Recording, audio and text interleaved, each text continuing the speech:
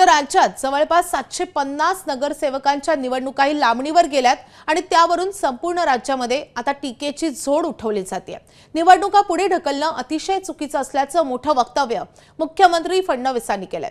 तर ऐनवेळी निवडणुका ढकलल्या अशी प्रतिक्रिया एकनाथ शिंदेंनी दिली आहे। तर आता होणाऱ्या निवडणुका आणि पुढे ढकललेल्या निवडणुकांचा निकाल एक सोबत लावण्यात यावा अशी मागणी काँग्रेसचे ज्येष्ठ नेते बाळासाहेब थोरातांनी केली आहे। तिकडे ठाकरेंच्या शिवसेनेचे नेते अंबादास दानवेंनी देखील यावर संताप व्यक्त केलाय। तर सर्व पक्षीय या सगळ्या निर्णयाच्या विरोधात संताप व्यक्त करतायत।